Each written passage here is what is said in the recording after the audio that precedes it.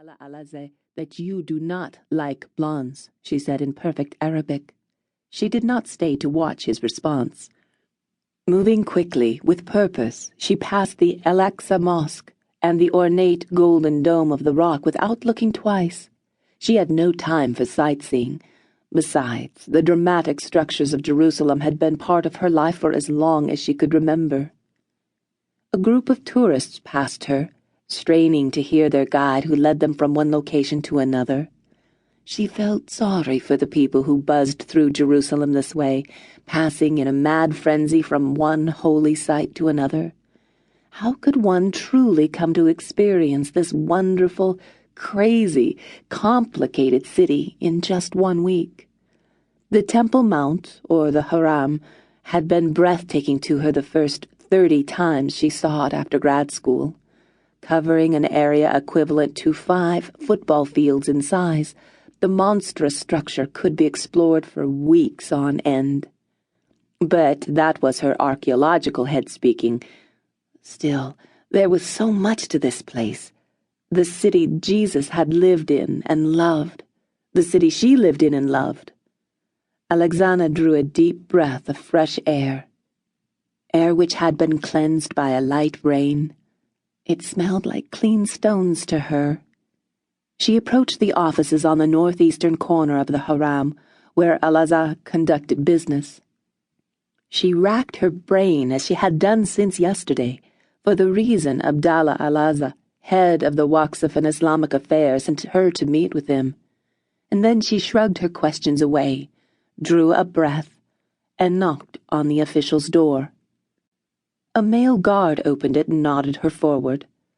Alexana stopped in shock at the inner office door. Standing to her left and her right were 2 Mossad agents easily identified by their trademark Secret Service aviator glasses. Sitting across the desk from Abdallah Alaza was Abba Iban, head of the Israeli Antiquities Authority. Iban was seldom seen in or around the Haram. Convinced that the Jews only wanted to destroy the Haram to rebuild their biblical temple, many Muslims would consider Iban's presence an act of treason by Alaza. The mystery deepens, she thought. Come in, Abdallah said, motioning to a plush green chair beside Abba Iban. Both men politely stood. Abdallah watched Alexana sit and inquisitively study them. You wonder why we both wish to meet with you. A tiny smile edged her lips upward, to say the least. Alexana, Abba Iban said, smiling broadly, under the new peace accord, Abdallah has paved the way for an unprecedented dig. He paused dramatically, letting the information sit in. We are to have unlimited access to Solomon's stables. Alexana drew in her breath sharply, struggling to maintain her composure. Not only was she sitting before the leaders of 2 long-standing enemy factions, men who heretofore would have been loath to even be so near one another, but they both wanted to excavate, and the excavation was no ordinary dig. It was under the Temple Mount, the Haram, fiercely protected by Muslims for decades. Due to your long-standing reputation, the work done by you and your family in the region, and your ability to remain neutral between Palestinian and Jew alike, Abdallah said, we've chosen you to be dig supervisor. Chapter 1. January 25th. The desert was hot for a winter day.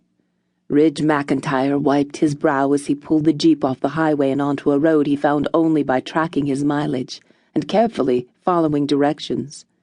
It led deeper into the Negev desert south of Jerusalem. The newest correspondent for CNN, Ridge had managed to land the prime news region of the Middle East in which to prove himself, and he was intent upon setting up his contacts. He'd already established 3 key sources of inside information.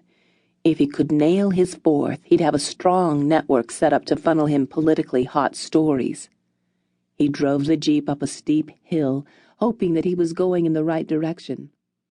Just over the crest, he spied 2